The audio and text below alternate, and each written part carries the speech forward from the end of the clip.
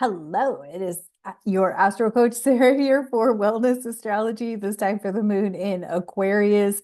This is May 18th and 19th, kind of into the 20th, though it'll probably move into Pisces before you wake up in the morning. But it's important to mention because right at the witching hour of 29 degrees of Taurus, the sun will be at 29 Taurus, the moon will be at 29 Aquarius. We have that third quarter square moon.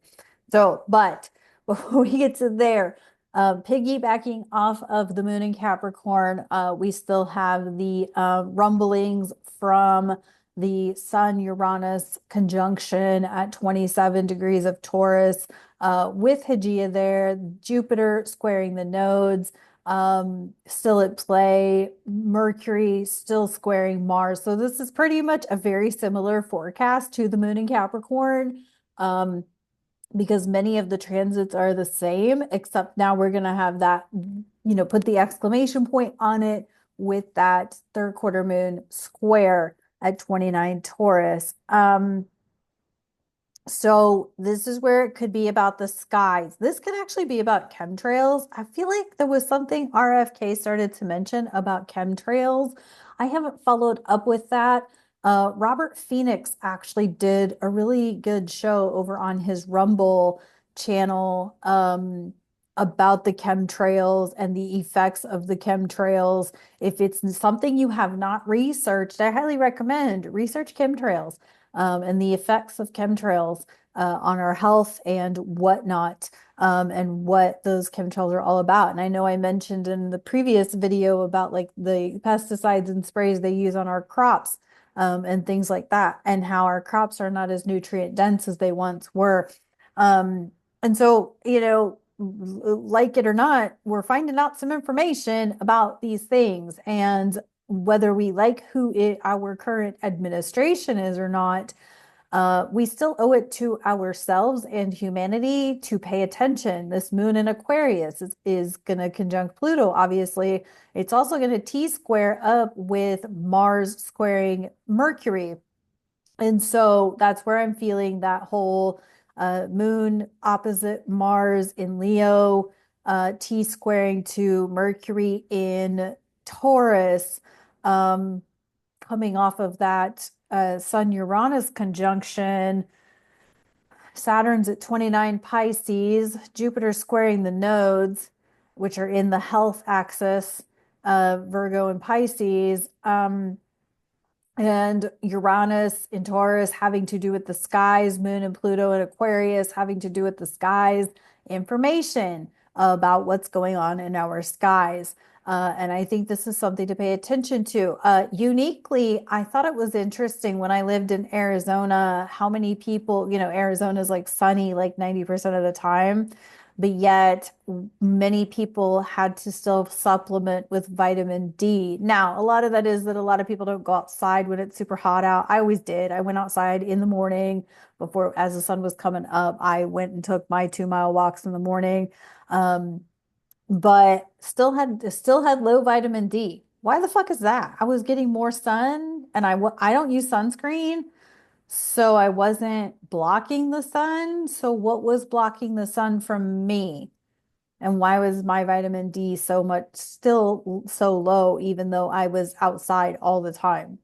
Even in 110-degree heat, I was outside, usually in a pool, because that's the only thing you can do to tolerate 110 plus degree heat in Arizona in the summer is go to the pool. I also just got really used to sweating. Like I just embraced the fact that I was always going to be sweaty. Anywho, but it's just something to think about if you've never dug into the truth behind chemtrails, where they're coming from, what's in them, what the effects are on our physical health, um, mental health, that kind of thing, crop health, soil health. Like these are things we need to think about with the South Node in Virgo and this Taurus energy currently. Yes, it's finishing up. We're going to move into Gemini season by Tuesday, but it's still something to think about, right? Different soils and the chemical construction of different soils grow different kinds of plants, right? Succulents and cacti and things like that in the desert where it's dark, where it's dry and dirt mostly. Um, here in the Midwest, it's corn and wheat and things like that, soybeans. And then of course in like, more like Florida has like their oranges and other things. California has a lot of crops like avocados, almonds, things like that. So it's really something to think about, like what has uh and also feel into this seasonal um produce. Right, we've gotten so used to having tomatoes year round or strawberries year round or blueberries year round, but think back, like first of all, they were regional, right? These crops were regional and they were seasonal, right? So like strawberries and berries are usually most available and most delicious, in my opinion, in like May and June, right? Tomatoes in August, corn in September, October. By the way, if you've never had fresh off the cob corn, you are missing out. You are really missing out because fresh off the cob corn, there ain't nothing better. Um, but my mom will not eat store-bought tomatoes. She will literally only eat tomatoes fresh from someone's garden in August. This is the only time of year she enjoys tomatoes. Um, and so, but these are things to think about, right? Is not only regional crops, regional produce, but seasonal crops and produce, right? So in warmer climates, they obviously have more fresher, fruits and things like that. Whereas in cooler climates, they had more sustainable things like meat, or root vegetables, things like that. And so I don't know all of the regional thingies. I don't know where all of the regional stuff is, but I think you kind of get my point. And also, I grew up in the Midwest, hated avocados, hated, I think it was pineapple. Never liked. Same with coconut. And I don't like coconut in the Midwest. I don't like pineapple in the Midwest. And I can stand avocados in the Midwest, but let me tell you, you go to California and you have an avocado, it's a whole different thing. It's a whole different vibe. Um, and same with pineapple and coconut. And I actually do like coconut, like fresh coconut or even fresh coconut water. I don't like pulp anything, but anyway, this is way too personal. But my point is that we really want to think about the timing of our consumption and the timing of when we're getting these items, right? If you've ever had a melon in like April, they're disgusting, right? But if you have a melon in July, August, them things are the bomb, right? Same thing with like Honeycrisp apples. Does anybody else remember when Honeycrisp apples were only available in like September, October, and they were amazing? Now they're available like year round, but they taste gross, right? That's kind of what I'm talking about. So think about what you're consuming, when you're consuming it, all of those things. Where are you resourcing it from? Are you buying it at the store? If you're buying corn from the store, I'm sorry. I'm really sorry. But anyway, so as this moon moves through Aquarius, we want to think about things for the people, right? Health, nutrition, consumption. Because to me, consumption is not just what we nourish our physical digestive system with, but it's also the information, the entertainment, the substances, the intoxicants, the literature, whatever it is that we consume, right? So, you might want to think about if you're a horror movie fan, yet you often feel anxiety or sleeplessness, like obviously, right? Um, or if you are a sappy romance lover and yet you're always feeling lonely or you're always feeling maybe a bit cynical about romance, right? Um, because it only happens in movies, right? These are like types of consumption to really think about and feel into because we don't think about them as consumption. But when it goes back to that gut brain relationship and how mentally, emotionally it manifests physically in your system, right? You're in your circulation, in your electrical system, in your digestive system, uh, um in all of your systems, right? Your kidney function, your liver function, all of these things are affected by consumption, whether it is nourishment, nutrients that you feed yourself, or information you feed yourself, or entertainment that you feed yourself, right? So, just something to think about. It can even be like the message wear that you wear. I got really conscious about that a while ago and got rid of like half my message wear wardrobe. Um, but anywho, and the quality that which, right? The quality of the ingredients in the things that you're consuming, and the quality of the words of the everything. So anyway, um, just things to think about. I still feel like we could see something going on with the skies, perhaps some storm activity, perhaps some quakey activity, things like that. Definitely still feel like we could see some things happening with pharmaceuticals, medications, hospitals, the medical health industry, which needs to be overhauled as a whole. Um, all of those sorts of things could still be a factor. And I think, yeah. Okay. So that's kind of all I have, I think. Um, and as I get ready to read the tarot, there's like multiple ways to work with me, right? There's several links below. You can get a full chart reading. You can get a wellness astrology reading to find out what your wellness astrology says. That's where I take your natal chart and pick out certain parts that are specifically related to wellness, and whatnot. You can get a AstroGoals, which is a 30-minute free session. If you just have like one question about your astrology chart, one interpretation basically. Single transit readings are available. What else is available? But if you really want to like dive in deep, there's always astro coaching and whatnot. So you can do 3 or 6 months with me, things like that. There is also the opportunity for you to join the Awakening Spirit Collective, which is a paid platform that I'm on. I go much deeper on the spiritual aspect of forecasts and astrology and whatnot.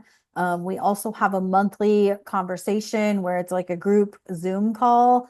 And there's other practitioners. There's even one starting a Master Heart class, which is I think it's like 6 weeks long. That's in addition to the Awakening Spirit Collective. So lots of opportunities to not only work with me, but work with other practitioners that do this level of work. And so, yeah. So let's see what's up with the tarot. But I just wanted you to know there's multiple ways you can work with me. If you also need support, you can always message me in some capacity. I think my link is there, and I'm pretty sure there is a contact me link in that link tree. So if you need to reach out to me, you can do that. And kind of basically negotiate with me. Because I really do want to work with folks one to one. I feel like astrology is the most effective when it's one to one, because then I can actually look at your chart and give you specific guidance using your chart and not just these overall in general forecasts. So I do still think there's changes coming to this YouTube channel. It's not immediate. It's not going to be now. But I do want to expand a couple of things to make things a little bit different. Oh, that's interesting. I mean, this time we got the Page of Latinum in reverse. Oh, well, this is Dr. Rega from the Ferengi. Um, Well, okay, let's dissect this a little bit. Page of Latinum, Dr. Rega. Dr. Rega was the Ferengi who created the coronal shielding for a shuttlecraft, right? And so he was obviously innovative and creative, and obviously he thought outside the box. And this is in reverse. This is the Page of Latinum, Page of Pentacles in reverse. And so I feel like there's this level of people aren't being like in innovative or uh there's like in oh gosh, I can't think of the word. Anywho, um I feel like the people are kind of stunted. A lot of this is coming from the fear mongering. Stop watching the goddamn news. Turn it off. Turn off. I don't care what news you're watching. Turn it off. It's not worth it. But that's stunting a lot of people's creativity because they are in fear mode about what the administration's up to, what the geopolitical theater is up to. Da da da da. Or maybe you're just a fear mongering because you don't know which direction you're going right now. Listen, everybody's getting a little bit like um everybody's kind of in a foggy sort of state. Yes, the fog has cleared, but I think now things are going so rapidly that like people can't clear their minds. So I definitely recommend getting into a little bit of play, creative play, getting into some sort of artistic creativity or just creative play. Like move your body, dance to some crazy silly music or something like that. But I feel like there's like a stunted creativity right now, and now is not the time to be stunted in your creativity. Um, and then we also got the Queen of Batleths, the Queen of what is this? Queen of Swords? Yeah. Queen of Swords, Queen of Air. Upright. Um,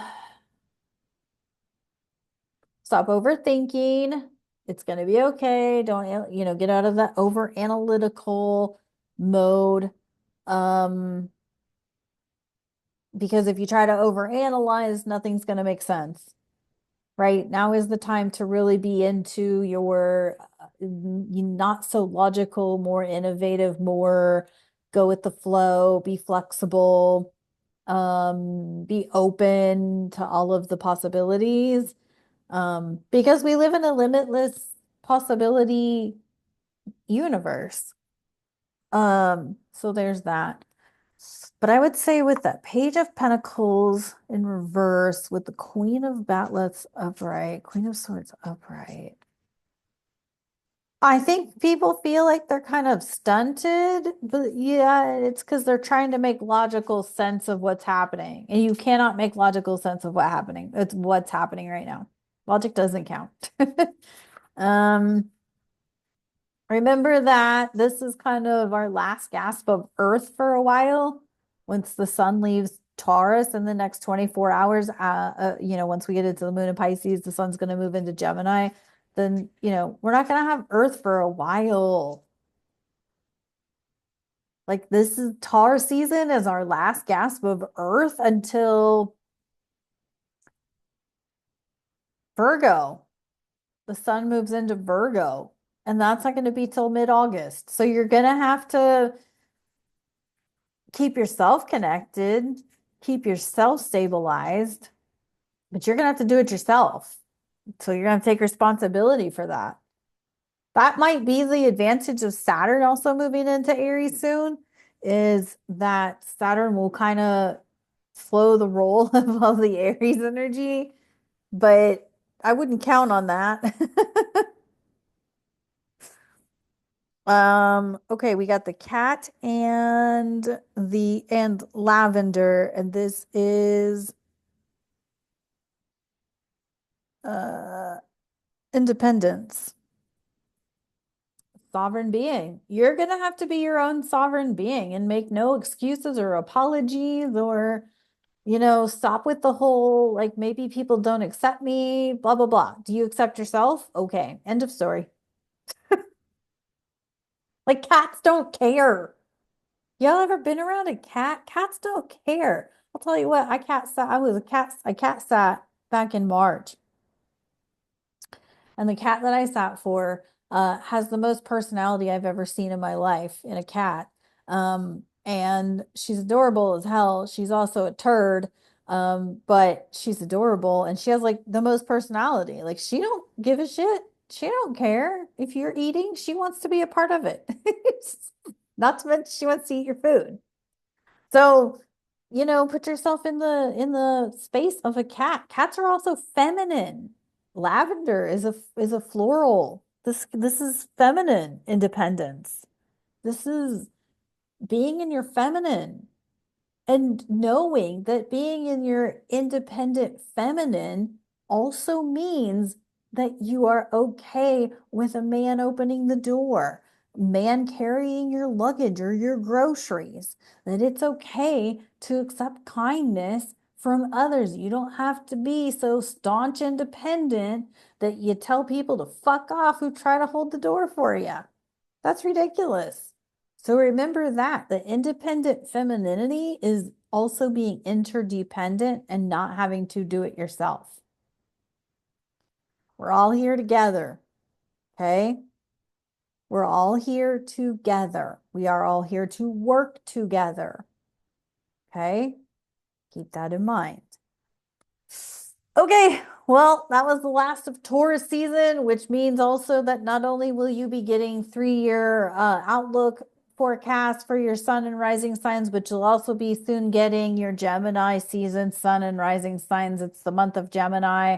Um, Brace yourself.